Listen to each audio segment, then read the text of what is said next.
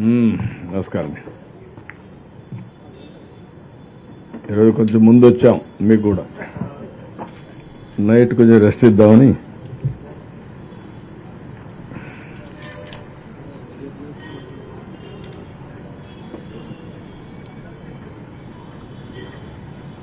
మా వాళ్ళు మీకు సమ్మరీ రిపోర్ట్ ఒకటి ఇచ్చారు, చేరిందా? ఈరోజు జరిగిన యాక్టివిటీస్ అన్ని వార్డ్స్లో ఏ విధంగా శానిటేషన్ కానీ, సచివాలయాల్లో ఫుడ్ పాకెట్స్ కానీ, మార్నింగ్ బ్రేక్ఫాస్ట్, లంచ్, డిన్నర్ అన్ని కూడా మీకు చేరాయా లేదా? వచ్చాయి కాబట్టి నేను అది రిపీట్ చేయడం లేదు. రెండోది,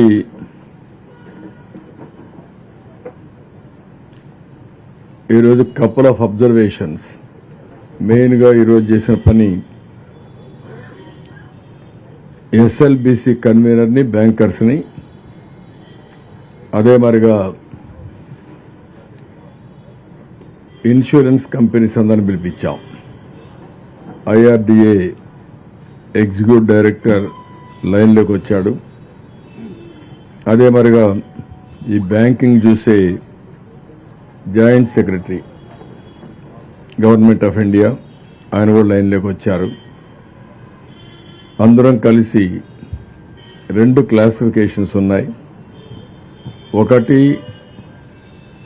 వ్యాపారం చేసిన వాళ్ళందరూ కూడా చిన్న చిన్న వ్యాపారాలు కానీ, లేకుంటే చిన్న చిన్న ఎంఎస్ఎంఈ యూనిట్స్ పెట్టుకొని ఇంట్లోనే మ్యానుఫ్యాక్చరింగ్ అవన్నీ చేస్తున్నారు. ఇందులో ఇంకొక పక్కన వెహికల్స్, 2 వీలర్, 3 వీలర్, 4 వీలర్, ఈ వెహికల్స్ అన్నీ ఉన్నాయి. ఆ ఏరియాలో మొత్తం వెహికల్స్ అన్ని సబ్మెర్జ్ అయ్యాయి. కొన్ని వెహికల్స్ కొట్టుకొని పోయినాయి, కొన్ని వెహికల్స్ అయితే చాలా వరకు పాడైపోయే పరిస్థితికి వచ్చాయి. అన్నిటికీ కూడా కొన్నిటికి ఇన్సూరెన్స్ ఉంది, కొన్నిటికి ఇన్సూరెన్స్ లేదు. అవన్నీ అనలైజ్ చేయమన్నాం. అనలైజ్ చేసి 2 కేటగిరీస్ కింద, ఒకటి ఇన్సూరెన్స్ అంతా ఇప్పించడం, దీనికి 10 days టైం బౌండ్ ప్రోగ్రాం పెట్టుకున్నాం. ఒకవేళ ప్లస్ ఆర్ మైనస్ ఒక 2 రోజులు అటు ఇటు అయినా అన్ని కూడా ఇన్సూరెన్స్ సెటిల్ చేయడం ఒక ప్రధానమైన బాధ్యతగా పెట్టుకున్నాం. దీన్ని డ్రైవ్ చేస్తున్నాం. రెండోది, ఎవరైతే వ్యాపారాలు చేస్తున్నారో బ్యాంకులో లోన్ తీసుకొచ్చుకున్నాళ్ళు కానీ, వాళ్ళు ఓన్గా డబ్బులు పెట్టుకొని కానీ చాలా వరకు నష్టపోయారు. ఎవరైతే ఫస్ట్ ఫ్లోర్లో ఉండే అందరిని చూశాను, కొన్ని ప్రాంతాల్లో మెట్ట ప్రాంతాల్లో ఉంటే తప్ప పల్లపు ప్రాంతాల్లో ఉండే వాళ్ళు మాత్రం 7 అడుగులు, 8 అడుగులు, 9 అడుగులు నీళ్ళు వచ్చాయి. షాపులు కొన్ని పూర్తిగా పోయినాయి, కొన్ని ఆఫ్ పోయినాయి. ఆ ప్రకారం మొత్తం అక్కడుండే ఏ ప్రోడక్ట్ అయినా, ఒక కిరాణా కొట్టు కావచ్చు, ఒక మెడికల్ షాప్ కావచ్చు, ఒక ఎలక్ట్రానిక్ షాప్ కావచ్చు, ఏదైనా సరే పూర్తిగా కూడా నష్టపోయే పరిస్థితికి వచ్చారు. వాళ్ళందరినీ ఇప్పుడు రివైవ్ చేయాలి. బ్యాంకుల్లో డబ్బులు తీసుకొని ఉంటే ఏ విధంగా వాళ్ళు రివైవ్ చేస్తాం? అటు గవర్నమెంట్ ఆఫ్ ఇండియా అంటే మామూలుగా బ్యాంక్స్, ఇటు స్టేట్ గవర్నమెంట్ ఏవైనా వాళ్ళ కన్సెషన్ రేట్ ఆఫ్ ఇంట్రెస్ట్ ఇస్తామా? ప్రిన్సిపల్ అమౌంట్లో కూడా కొంత ఏమైనా తగ్గించగలుగుతామా? దాంట్లో ఉండే ఇన్స్టాల్మెంట్స్ కూడా పెంచగలుగుతామా? ఇవన్నీ కూడా వర్కౌట్ చేస్తున్నాం. ఈరోజు ఒక వ్యక్తి ఒక 25 లక్షల రూపాయలు వ్యాపారం చేస్తూ ఉంటే 15-20 లక్షల రూపాయలు సరుకు పోయి ఉంటే, లేదంటే 25 లక్షలు పోయి ఉంటే 25 లక్షల రూపాయలు వడ్డీ కడుతూ మళ్ళీ వ్యాపారం చేయడానికి పెట్టుబడి పెట్టాలి. అది అబ్నార్మల్ భారం అవుతుంది. ఈ కెనాట్ సస్టైన్, సర్వైవ్ కూడా కాలేడు. అలాంటి వాళ్ళకు రివైవల్ ప్యాకేజ్ ఏమి ఇవ్వగలుగుతాం అనే ఎక్సర్సైజ్ చేస్తున్నాం. ఇది కొంచెం డిఫికల్ట్ ఎక్సర్సైజ్. దాన్ని ఏ విధంగా చేయాలని ఆలోచించి ముందుకెళ్తాం. ఇంకొక పక్కన ఇండ్లల్లో ఉండే ప్రతి ఒక్కరికి ఒక స్టవ్ పోతుంది, లేకపోతే ఏసీ ఉంటే ఏసీ పోయింది, ఫ్రిడ్జ్ ఉంటే ఫ్రిడ్జ్ పోయింది, ఎలక్ట్రానిక్ ఏమున్నా అన్నీ కూడా పోయినాయి.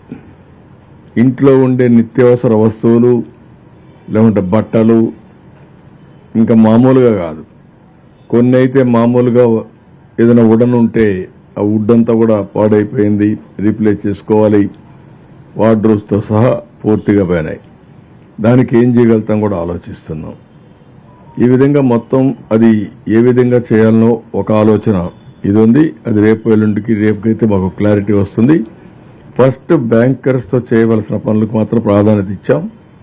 రెండు కూడా లోన్స్ని రీషెడ్యూల్ చేయడం, లేకపోతే వాళ్ళ మీద ఉండే భారం తగ్గించడం, ఏమేం చేయగలుగుతామో మొత్తం మనం చేసే పరిస్థితిలో ఉండలేం. కానీ అటు బ్యాంక్స్, ఇటు రాష్ట్ర ప్రభుత్వం ఇద్దరం కలిసి ఏం చేయగలుగుతామో సీరియస్గా ఎక్సర్సైజ్ చేస్తున్నాం. రేపటి నుంచి చర్చల్లో వాళ్ళ అసోసియేషన్స్ను కూడా ఇన్వాల్వ్ చేస్తాం.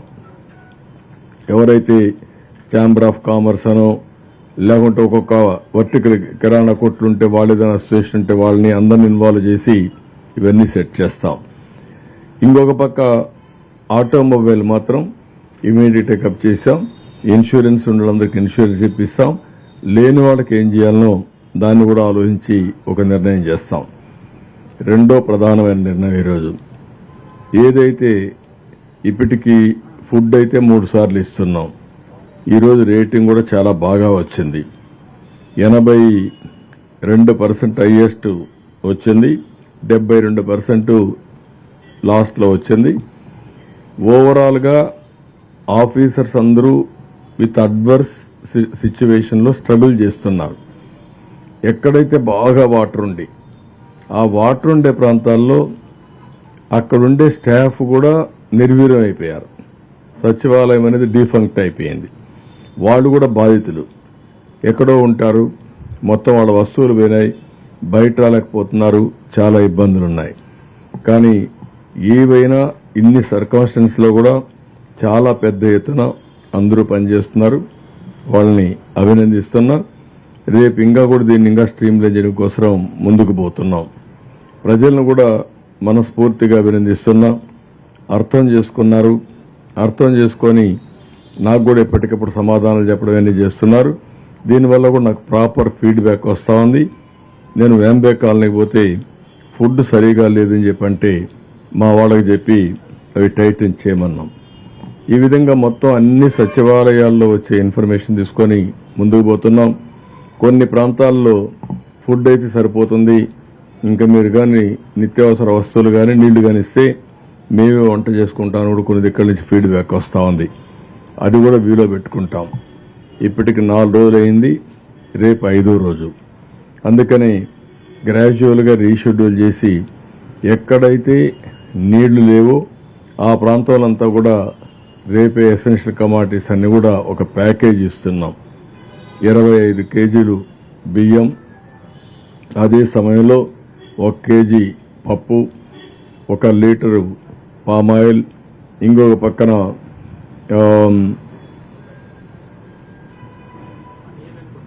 పొటాటో 2 కేజీలు, టొమాటో ఆనియన్ 2 కేజీలు ఇస్తున్నాం. ఇవి ఒక ప్యాకేజీ కింద. చక్కెర 1 కేజీ ఇస్తున్నాం. 5 వస్తువులతో ప్రతి ఒక్క ఇంటికి మనం ఈ ప్యాకేజీ ఇచ్చి అవన్నీ డిస్ట్రిబ్యూషన్ స్టార్ట్ చేస్తున్నాం.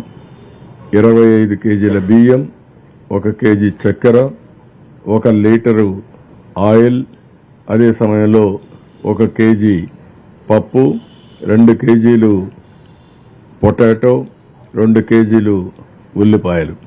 దీంతో ఒక ప్యాకేజీ ప్రతి ఒక్క ఇంటికి చేరుస్తాం. ఈరోజు రేపు పాలు కూడా ఇస్తాం. ఇప్పటి వరకు అయితే ఇచ్చేటన్ని కూడా బిస్కెట్స్ కానీ, పాలు కానీ, భోజనం కానీ, మంచినీళ్లు కానీ, అదే మరి వీలైతే పళ్ళు అయితే ఈరోజు ఇచ్చాం. కానీ రేపు దొరికితే చూస్తాం. ఇవైతే రేపంతా కూడా ఇస్తాం. రేపు రాత్రికి తగ్గించమని కూడా అడుగుతున్నారు. అవసరమైతే ఇంత క్వాంటిటీ కాకుండా మార్నింగ్ బ్రేక్ఫాస్ట్ ఇచ్చి, లంచ్ ఇచ్చి, నైట్ డిన్నర్ కావాలంటే కొంచెం రేషన్లో ఇచ్చేస్తాం. ఎల్లుండి మాత్రం 50%కే సర్వ్ చేస్తాం. 50%కి బియ్యం ఇచ్చిన తర్వాత నీళ్లు ఎక్కువ పెడతాం. వాళ్లే వంట చేసుకునే కార్యక్రమాన్ని కూడా శ్రీకారం చుడతాం. ఎక్కడైనా సరే గ్యాస్ సిలిండర్స్ వచ్చిన తర్వాత అవన్నీ రీఫిల్ చేసుకుంటారు. ఒకవేళ పైనుంటే పర్వాలేదు, కానీ కింద నుండి వాళ్ళకి ఇబ్బంది ఉంది, తడిచిపోయి ఉంటారు, అవి రీఫిల్ చేయాలి. అదే మరి స్టవ్లు కూడా చెడిపోయి ఉంటే అవి రిపేర్ చేసుకోవాలి. అవి వాళ్ళు చేసుకుంటారా, డిపార్ట్మెంట్ చేయాలన్నా, ఏం చేయాలన్నా అవన్నీ వర్కౌట్ చేసి యాక్టివేట్ చేస్తాం. ఇది ఒక యాక్టివిటీ తీసుకున్నాం. ఇది కాకుండా ఈరోజు ఫైర్ స్టేషన్స్ కూడా బాగా పనిచేస్తున్నాయి. ఒక్కొక్క ఫైర్ స్టేషన్ ఫైర్ ఇంజన్ ఒక్కొక్క రోజుకి 250 ఇళ్లు క్లీన్ చేయగలుగుతారు. ఒక ఇల్లు 20 నిమిషాల్లో చేస్తున్నారు. దీన్ని ఇంకా ఇంటెన్సిఫై చేస్తాం. ఇంటెన్సిఫై చేసి టోటల్గా 250 లేకుంటే 300 ఇండ్లు ఒక్కొక్క రోజుకి 3 షిఫ్ట్లు కూడా పెట్టి ప్రయత్నం చేస్తాం. ఎన్ని వీలైతే అన్ని 2-3 రోజుల్లో పూర్తి చేయడానికి ప్రయత్నం చేస్తున్నాం. దానివల్ల వాళ్ళకి కొంచెం వెసులుబాటు వస్తుంది, క్లీనప్ అవుతుంది. ఎక్కడైతే డ్రై ఏరియాలో ఫస్ట్లో చేస్తాం, ఎక్కడైతే నీళ్లు ఉండే ఏరియాలో ఇదవుతానో అక్కడ కూడా చేసి వాళ్ళకి హెల్ప్ఫుల్గా ఉంటాం. ఇంకొక పక్కన ట్యాంకర్స్ బాగా పెంచుతున్నాం. ట్యాంకర్స్ అన్ని పెంచి ఎక్కడా ఇబ్బంది లేకుండా మంచినీళ్ళ కోసం అన్ని ప్రయత్నాలు చేస్తున్నాం.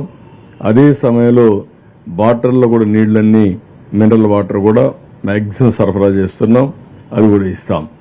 ఇది కాకుండా టెలికమ్యూనికేషన్ కనెక్టివిటీ పర్ఫెక్ట్గా చేయాలనుకున్నాం. అందరికీ చెప్పాం.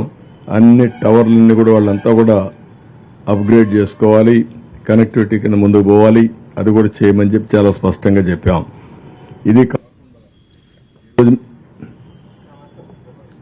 ఈరోజు మీరు చూస్తే ఏదైతే కరెంటు విషయంలో రాత్రికే చాలా ప్లేస్లో కరెంట్ వచ్చింది. రేపు మార్నింగ్ ఇంకా మ్యాక్సిమం ఇవ్వగలిగినంత ఇస్తాం. ఏది కొద్ది ప్రాంతాలు తప్ప మిగిలిన ప్రాంతాలన్నీ రేపు ఈవినింగ్ రెస్టోర్ చేయడానికి ప్రయత్నం చేస్తున్నాం. డ్రింకింగ్ వాటర్ కూడా నేను ఒకటే చెప్పాను, రేపు సాయంత్రానికి కానీ ఎల్లుండి మార్నింగ్ కానీ మెట్రో వాటర్ వర్క్స్ కింద మొత్తం ఏవైతే వాటర్ స్కీమ్స్ ఉన్నాయో అవన్నీ ఆన్ చేస్తారు. ఒక 2-3 రోజులు మాత్రం ఆ నీళ్లు వంట చేయడానికి తాగడానికి పనికిరావు. మొత్తం ఫ్లష్ అవుట్ కావాల్సిన అవసరం ఉంది. బురద నీళ్లుంటే అన్ని తీసేయాలి. అవి క్లీన్ అయ్యే వరకు జాగ్రత్తగా ఉండాలి. తర్వాత వాడుకునే అవకాశం వస్తుంది. అది ఎప్పటికప్పుడు గైడెన్స్ ఇస్తాం. ఓవరాల్గా ఇంకొక పక్కన పెద్ద ఎత్తున రేపు క్లీనింగ్ కోసం వెహికల్స్ పెట్టాం. డెబ్రీస్, ఎందుకంటే ప్రతి ఒక్క షాప్లో పెద్ద ఎత్తున కుళ్ళిపోయిన వస్తువులు కానీ తడిచిపోయిన వస్తువులు కానీ అవన్నీ వచ్చే అవకాశం ఉంది. అవన్నీ రోడ్డు మీద వేస్తారు. ఈ రోజు నేను చూశాను, చాలా వరకు రోడ్డు మీద వేసే పరిస్థితి వచ్చారు. పెద్ద ఎత్తున వెహికల్స్ పెట్టి అవన్నీ కూడా క్లీన్ చేసే బాధ్యత వాళ్ళకి అప్పచెప్పాం. కాబట్టి ఇవన్నీ కూడా ఎక్కడికక్కడ ఏ చిన్న ప్రయత్నం కూడా లోపం లేకుండా ఎన్ని విధాలు ఆలోచించాలో అన్ని విధాలు ఆలోచించి వాళ్ళని రివైవ్ చేయడం కోసం అన్ని విధాల ప్రయత్నం చేస్తున్నాం. ఈరోజు ఇంకొక విషయం కూడా మీరు గుర్తుపెట్టుకోవాల్సింది, ఏదైతే మన బ్రీచ్ ఏదైతే అయిందో ఆ బ్రీచ్ కూడా చాలా వరకు క్లోజ్ చేశారు. 2 క్లోజ్ చేశారు. ఉదయం నుంచి మా మంత్రి అయితే అక్కడే ఉన్నాడు, రామానాయుడు అయితే అక్కడే ఉన్నాడు. ఉండి చాలా గట్టిగా పనిచేస్తున్నాడు. పనిచేసి చాలా వరకు కంప్లీట్ చేశాడు. ఇంకా మిగిలింది ఈరోజు రాత్రికి కానీ రేపు మార్నింగ్ కానీ పూర్తి చేస్తాడు. దానిపైన ఇప్పుడు కొంతమంది రూమర్స్ కూడా పెడుతున్నారు, ఏదో ఎక్కువ నీళ్లు వస్తున్నాయని. నీళ్లు రావడం లేదు, చాలా వరకు కంట్రోల్ అయిపోయింది.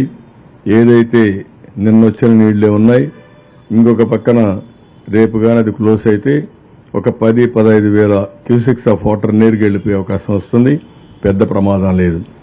అది కాకుండా ఎప్పుడైనా సరే అనివార్య పరిస్థితుల్లో ఇంకా ఎక్కువ వాటర్ వస్తే ఏం చేయాలని ఇప్పటి నుంచి ఆలోచిస్తున్నాం. దానికి కూడా అవసరమైతే కొల్లేరు పోవడానికి ఏం చేయాలో అవి కూడా ఆలోచిస్తాం. టోటల్గా స్కోప్ అది వరకు ఇవన్నీ చేస్తున్నాం. ఇవి కాకుండా ఈరోజు మీరు చూస్తే ఒక శుభ పరిణామం, ప్రజల్లో కూడా చాలా సపోర్ట్ వస్తూ ఉంది. నేను నిన్న క్యూఆర్ కోడ్ ఇచ్చాను, సీఎం రిలీఫ్కి డబ్బులు పే చేయమని. స్పాంటేనియస్గా 2969 మంది స్పందించారు. నా దగ్గరికి వచ్చే వాళ్ళు వస్తున్నారు. వాళ్ళు నేరుగా వాళ్ళు క్యూఆర్ కోడ్ వాడి వాళ్ళు డబ్బులు ఇచ్చే పరిస్థితికి వచ్చారు. ఒక రోజులో 99,25,212 రూపాయలు డిపాజిట్ చేశారు. అంటే 1 కోటి రూపాయలు స్వచ్ఛందంగా డిపాజిట్ చేశారు. అందులో కూడా లెస్ దెన్ 1000 రూపీస్, 1000 రూపాయల కంటే తక్కువ 1528 మంది పే చేశారు. వీళ్లే 3,28,161 రూపాయలు వీళ్ళు పే చేశారు. ఇంకో పక్క 1000, 10,000, 1,169 పే చేశారు. 28,09,822 రూపాయలు పే చేశారు. ఇక్కడ వాళ్ళందరూ చిన్న చిన్న అమౌంట్లు పే చేశారు. అంటే పెద్ద అమౌంట్లు పే చేసే వాళ్ళు తక్కువ ఉన్నారు, చిన్న అమౌంట్లు పే చేసే వాళ్ళు ఎక్కువ ఉన్నారు. ఒక స్ఫూర్తిగా తీసుకున్నారు. నేను వాళ్ళని మనస్ఫూర్తిగా అభినందిస్తున్నా. ఇలాంటి కష్టకాలంలో ప్రజలు ఇబ్బందుల్లో ఉన్నప్పుడు మీరు ఒక బాధ్యతగా తీసుకుని మీ వంతు కర్తవ్యాన్ని మీరు నెరవేర్చారు, ముందుకొచ్చారు, మీ యొక్క మానవత్వాన్ని చూపించారు. దానికి మనస్ఫూర్తిగా అభినందిస్తున్నా. ఇదే స్ఫూర్తి అందరికీ రావాల్సిన అవసరం ఉంది. ఈరోజు ఒక ప్రాంతంలో కొంతమందికి కష్టం వస్తే, ఇబ్బందులు వస్తే దేవుడు చిన్నచూపు చూసినా, లేకుంటే ఇలాంటి కష్టం వచ్చినప్పుడు మనుషులుగా ఉండే మనం మానవత్వాన్ని చాటుకోవాల్సిన అవసరం ఉంది. వైఎస్ఆర్ కాంగ్రెస్ పార్టీని చూస్తున్నాం. ప్రజలు అసహించుకునే పరిస్థితికి వచ్చారు. వీళ్ళని ఇంకా రావాల్సిన అవసరం ఉంది. వీళ్ళ ప్రవర్తనతో ప్రజలకు అర్థమయ్యి వాళ్లే అడుగుతున్నారు, మీకు బుద్ధి ఉందా, ఏం చేశారు చెప్పండి అని అడిగే పరిస్థితికి వచ్చేది. ఇది గుడ్ ట్రెండ్. ఎక్కడైనా సరే ఎలాంటి దుర్మార్గాన్ని సరిచేయాలన్నా అది ప్రజలకే సాధ్యం. ప్రజలు మీరు కరెక్ట్గా ఆలోచించి నిర్మోహమాటంగా మీరు వ్యవహరించగలిగితే, మంచిని చెప్పగలిగితే, చెడుని ఖండించగలిగితే ఆటోమేటిక్గా మంచి చేసేవాళ్ళ సంఖ్య పెరుగుతుంది, చెడు చేసేవాళ్ళ సంఖ్య తగ్గుతుంది. ఒకరిద్దరుంటే వాళ్ళ సమాజం నుంచి బహిష్కరించగలిగితే, ప్రజా జీవితంలో వాళ్ళకి స్థానం లేకుండా చేయగలిగితే ఇంకెలాంటి అరాచకాలు జరగవు. లేకపోతే ప్రజలను మభ్యపెట్టి అరాచకాలు చేయాలని చూస్తారు. ఒక 4 రోజులుగా రాత్రింబగళ్ళు నేను ఒక్కడనే కాదు, సీనియర్ ఆఫీసర్స్ అందరినీ ఫీల్డ్కు పంపించా. నేను చూశాను, సిసోడియా కానీ ఆల్ సీనియర్ ఆఫీసర్స్ పోటీపడి పనిచేశారు. వాళ్ళకు చాలా కన్స్ట్రెంట్స్ ఉన్నాయి, అలవాటు కూడా లేదు. అలవాటు తెచ్చుకొని బురదలో నడుస్తూ డిస్ట్రిబ్యూషన్ చేసి, తద్వారా వాళ్ళు కూడా ఒక వాళ్ళ మనసులో ఉండే ఆలోచనని ముందుకు తీసుకుపోయే పరిస్థితికి వచ్చారు. ఒక విధంగా చెప్పాలంటే ఇది ఒక అవకాశం. అట్ ది సేమ్ టైం చాలా మంది ప్రజల దగ్గరికి పోవడం ఇష్టపడరు. అలాంటి సమయంలో అందరినీ పంపించి మేము ఒక యజ్ఞమార్గం చేస్తామంటే, ఈరోజు చరిత్రలో మీరు ఎప్పుడూ చూసుంటారు, మా మంత్రులు ఉదయం నుంచి లోకేష్ కానీ అదే మరి రామానాయుడు కానీ ఇద్దరు ఏదైతే ఆ బ్రీచ్ ఉందో ఆ బ్రీచ్ దగ్గరుండి ఇప్పటికి 2 క్లోజ్ చేసే పరిస్థితికి వచ్చారు. రేపు మార్నింగ్కి 3వది కూడా క్లోజ్ చేయడానికి సిద్ధపడుతున్నారు. అంటే ఇది ఎవరు కూడా ఒక పద్ధతి ప్రకారం మేము చేస్తున్నాం. ఒక విధంగా చెప్పాలంటే ఒక డెడికేషన్తో, ఒక డివోషన్తో ఇది జరగాలి. మళ్ళీ ఎలాంటి చిన్న సమస్య విజయవాడకు రాకూడదని చెప్పి అందరూ పనిచేస్తున్నారు. చాలా మంది మంత్రులు ఆ ట్రాక్టర్లు తిరుగుతూ, ఎమ్మెల్యేలు ట్రాక్టర్లు తిరుగుతూ ఇంటింటికి వెళ్లి ఈ నిత్యావసరమైన చెప్పినట్టు ఫుడ్ కానీ నీళ్లు కానీ ఇవన్నీ అందించే పరిస్థితికి వచ్చారు. చాలా మందిని చూశాను ఈరోజు. బయట నుంచి కొన్ని వేల మంది వస్తున్నారు.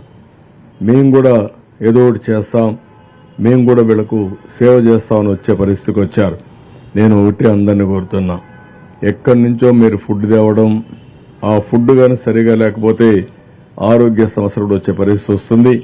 దయచేసి అలాంటి తేవద్దండి. ఏదైనా తెస్తే డ్రై ఫుడ్ తీసుకురండి. అవసరమైతే మంచి పప్పు ధాన్యాలు కానీ, లేకపోతే ఈ యొక్క వాళ్ళు ఉపయోగించుకోవడానికి అవకాశం ఉండేటి తీసుకురండి. అట్లా కాకుండా ఎక్కడికక్కడ వంట చేసుకొని తీసుకొస్తే అది తినలేరు, అది చెడిపోతే సమస్యలు కూడా వస్తాయి, ఆరోగ్య సమస్యలు కూడా వస్తాయి. ఒకవేళ కాదనుకున్నప్పుడు నేను చెప్పిన ఈ డబ్బులంతా వాళ్ళకే వెళ్తుంది. మీకు సీఎం రిలీఫ్ ఫండ్కి ఇవ్వండి, ఈ డబ్బులు వాళ్ళ కోసం ఖర్చు పెడతాం. ఆ విధంగా మీకు కూడా మంచి చేసినటువంటి మంచి ఫలితం వస్తుంది. ఇది ఆలోచించేయమని చెప్పి ప్రతి ఒక్కరు కోరుతున్నాం. ప్రతి ఒక్కరికి నేరుగా వచ్చి పరామర్శించాలి, వాళ్ళ కష్టాల్లో భాగం పంచుకోవాలని రాష్ట్రం మొత్తం ఎక్కడికక్కడ స్పందిస్తున్నారు. ఇది మంచి ఒక స్ఫూర్తి. నేను చూశాను ఈరోజు కొంతమంది బ్యానర్స్ పెట్టుకొని వచ్చారు. మదనపల్లిని ఒక బ్యాలెన్స్ పెట్టుకొని మదనపల్లి టౌన్ నుంచి వచ్చారు.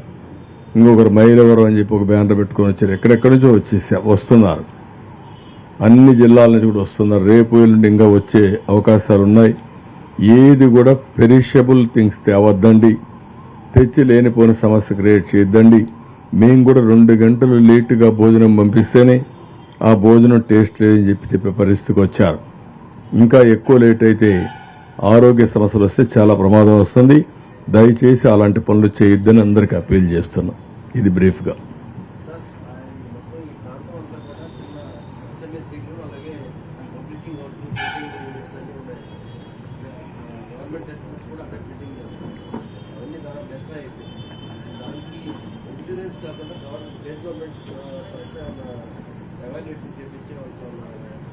పుస్తకాలు ఇవ్వడం,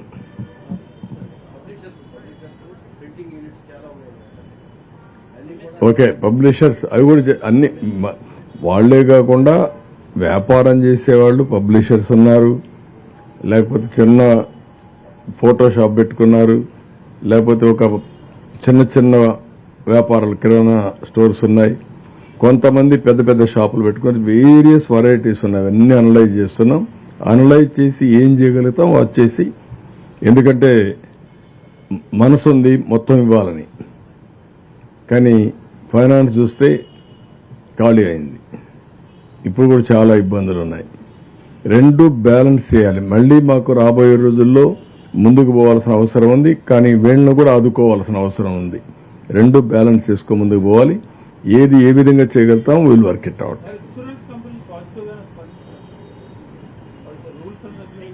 అంటే నేనేమంటానంటే 2 ఆస్పెక్ట్స్ ఉన్నాయి. ఇన్సూరెన్స్ కంపెనీలు కంపల్సరీగా హానర్ చేయాలి. అడ్డంకులు పెట్టకుండా, కొరీలు పెట్టకుండా చేయడం కోసం చాలా స్పష్టంగా చెప్పాం. నేను విశాఖపట్నంలో 15 డేస్ లోపల, 15 రోజుల లోపల మొత్తం ఇన్సూరెన్స్ అన్ని కూడా సెటిల్ చేశాం. అది ఒక ట్రాక్ రికార్డ్, అదొక బెంచ్ మార్క్. ఇప్పుడు నేనేమన్నానంటే 10 రోజుల్లో చేద్దాం ఈసారి అని అడిగాను. ఒక రోజు అటు ఇటు తీసుకున్నా, 10 డేస్ లో టార్గెట్ పెట్టుకోమన్నాం. సరే అన్నారు. ఫైనాన్స్ అంతా కూడా వర్కౌట్ చేస్తున్నారు. మళ్ళా కూర్చుంటున్నాం. ఇన్సూరెన్స్ ఏ వెహికల్స్ ఉన్నాయో, ఏ వ్యాపారానికి ఉన్నాయో వాళ్ళదొక వ్యక్తి అయితే, ఇన్సూరెన్స్ లేని వాహనాలు ఉన్నాయి, ఇన్సూరెన్స్ లేని షాపులు ఉన్నాయి. వీళ్ళకి నష్టపరిహారం ఎట్లా? ఇది సెపరేట్ ఇష్యూ. 2 డీల్ చేయాల్సిన అవసరం ఉంది. అదే మరి చిన్న చిన్న వ్యాపారాలు ఉన్నాయి. ఒక పుష్ కార్ట్, తోపుడు బండి, ఇలాంటి చాలా ఉన్నాయి. అలాంటి వీటికి ఏం చేయాలా? వాళ్ళని ఎట్లా రివైవ్ చేయాలా? సెంట్రల్ గవర్నమెంట్ లో ఉండే స్కీమ్స్ ఏమున్నాయి, మేమేం చేయాలి, అవసరమైతే కొంత డబ్బులు ఎట్లా ఇవ్వాలి, ఇవన్నీ ఇచ్చి వాళ్ళ వ్యాపారాలు ఈ విధంగా రివైవ్ చేయాలని అవి కూడా ఆలోచిస్తున్నాం. ఎప్పుడు కూడా టౌన్స్ లో ఉండేది మేజర్ గా ఈ ఇష్యూసే ఉంటాయి. కొన్ని ఇండ్లు ఉన్నాయి, మెజారిటీ హౌసెస్ డౌన్ ఫ్లోర్ లో షాపులుగా ఉంటాయి. కొన్ని ఇండ్లు కూడా ఉన్నాయి. వాళ్ళని ఏం చేయాలి? అవి కూడా మొత్తం కంబైన్డ్ గా ఆలోచిస్తున్నాం. First floor, second floor, third floor లో ఉంటే పర్లేదు, కానీ డౌన్ ఫ్లోర్ లో ఉండి ఎక్కువ నష్టపోయారు. అది విజిబుల్ గా నేను కూడా పోతే అడిగారు. ఇది కూడా నేను ఇంకొక పక్క అందరికి కూడా చేయాలనే మనసుంది, కానీ చేయలేని పరిస్థితి వస్తుంది. అయితే నిత్యావసర వస్తువులు మాత్రం యూనిఫామ్ గా అందరికి ఇస్తున్నాం. దాంట్లో రిస్ట్రిక్షన్ లేదు, బీపీఎల్ లేదు, ఏపీఎల్ లేదు, అందరికి ఇస్తాం.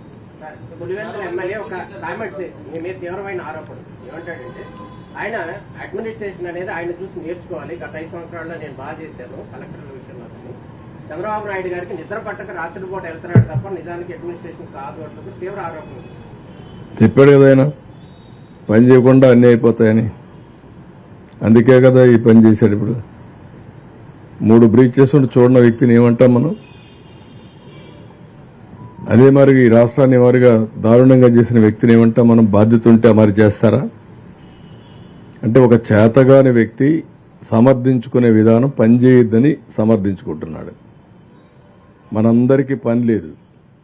ప్రజలు కష్టాల్లో ఉంటే ప్రజల కష్టాలు గాలి కొదిలిపెట్టి విలాసవంతమైన జీవితాన్ని గడిపిన వ్యక్తి మన గురించి మాట్లాడే అర్హత లేదు.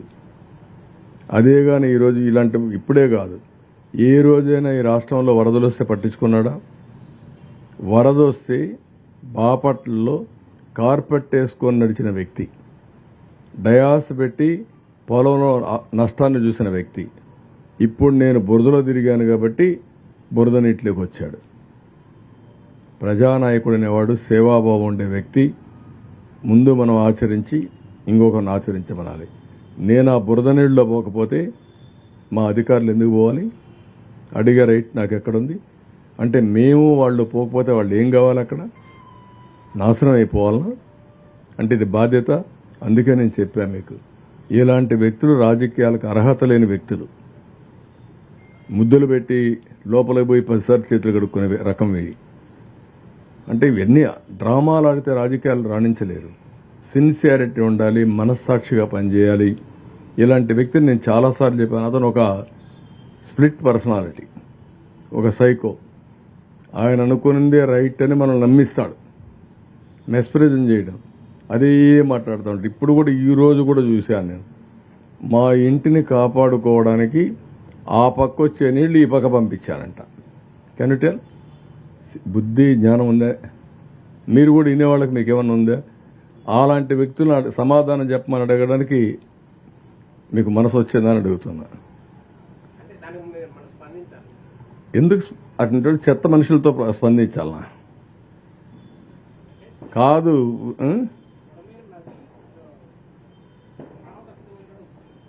కాదు, బుడమేరు నది అది ఒక వాగు, అది ఒక డ్రెయిన్కు నదికి డిఫరెంట్ తెలియని వాటిని ఏమంటాం? ఇంకా అలాంటి వ్యక్తిని మేము మాట్లాడుతున్నాం. ఇప్పుడు దానికి గేట్లు ఎత్తేసామంట, దానికి నీళ్లు ఈ పక్క నుంచి ఆ పక్క పంపించామంట. మా ఇల్లు అవతల సైడ్ ఉంటుంది, బుడమేరు యువతల సైడ్ ఉంటుంది. అంటే నీళ్లు కూడా ఒకవేళ ఒక అబద్ధం చెప్పినా ఆ అబద్ధం కూడా కనీసం నాలెడ్జీ లేకపోతే ఏమనుకుంటారో. నేను ఒక బాధ్యత కలిగిన వ్యక్తిని, నేను ఒక మాజీ ముఖ్యమంత్రిని, మొన్నటి వరకు ఇప్పుడు ముఖ్యమంత్రిని. నేను మాట్లాడితే మీరేమనుకుంటారండి? కృష్ణా నదికి బుడమేరుకు వ్యత్యాసం తెలియకపోతే రెండు నదులు చేసేస్తే ఇలాంటి వ్యక్తులు రాజకీయాల్లో ఉంటే మన దురదృష్టం కాకపోతే ఏంటిది? ఈ రాష్ట్ర ప్రజల దురదృష్టం కాకపోతే ఏంటి? అందుకే పొటాటోకి ఆ రోజు మీరు చూశారు, టమోటాకి పొటాటోకి వ్యత్యాసం తెలియకుండా మాట్లాడాడు. వీళ్ళేం చేస్తారు రాజకీయాలండి? స్పష్టత లేదు, సబ్జెక్ట్ లేదు, నేర్చుకోవాలని ఆలోచన లేదు. సాయంత్రం అయితే గల్లాపెట్టి తిరిగి ఎంత వచ్చిందో చూసుకుంటారు. ఈరోజు కలెక్షన్ ఎంత అని. ఇలాంటి వాళ్ళు రాజకీయాలు ఎట్లా చేస్తారు? ప్రజాహితం కోసం పనిచేసే పరిస్థితి రావాలి. ఆ రోజులు అయిపోయినాయి. మొన్నటి వరకు మోసాలు చేశారు, కానీ మీ మోసాలు ప్రజలు అర్థం చేసుకుంటారు. నాకు పని లేకుండా తిరుగుతున్నా, ఈయనకి ఎక్కువ పని అయిపోయి ఇంట్లో కూర్చొని ఎక్కడికక్కడ ఇది చేసే పరిస్థితికి వస్తున్నాడు. ఏమంటారు? వెళ్ళాడా? రేపు వెళ్తున్నాడా? పోస్ట్ పోన్ చేయలేదా? కాబట్టి ఆయనకి పని ఎక్కువ ఉంది కాబట్టి లండన్కి పోతున్నాడు. మనందరికి పని లేదు కాబట్టి మీరు రిపోర్ట్ చేస్తున్నారు, నేను తిరిగి తిరిగి పనులు చేస్తున్నా.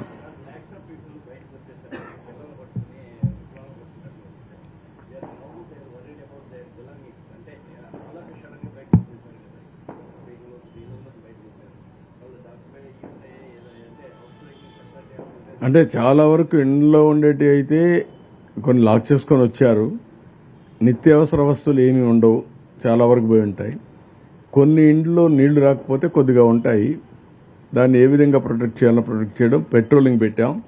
పోలీస్ రాత్రి చెప్పాను నేను, ఎక్కడికక్కడ పెట్రోలింగ్ చేయండి. కొంత పోలీస్ ఫోర్స్ కూడా విజిబుల్గా పెట్టండి. ఎక్కడన్నా కానీ ఎవరన్నా కానీ ఇలాంటి చేస్తే ఇమీడియట్గా పట్టుకున్నట్టుగా కఠినంగా కూడా వ్యవహరించమన్నాం. నిన్న కూడా చెప్పాను నేను మీకు అందరికీ. చాలా ప్రదేశాల్లో కొంతమంది ప్రైవేట్ బోట్ ఆపరేటర్లు వచ్చి డబ్బులు వసూలు చేశారని. ఇప్పుడు అది స్టేజ్ అయిపోయింది. ఇప్పుడు బోట్లు ఇంక తగ్గిపోయినాయి, ఇంక పెద్దగా అవసరం ఉండవు. అలాంటివి కొన్ని జరిగాయి. కొంతమంది కూరగాయల రేట్లు పెంచేస్తున్నారని, అది కూడా కొంచెం మంచిది కాదు. అందుకే ఈరోజు ఇంకొక నిర్ణయం చేశాం. ₹2, ₹5, ₹10 కూరగాయలు 3 రేట్లు పెట్టాం. ఆకుకూరలని ₹2కే ఇస్తాం సబ్సిడీతో.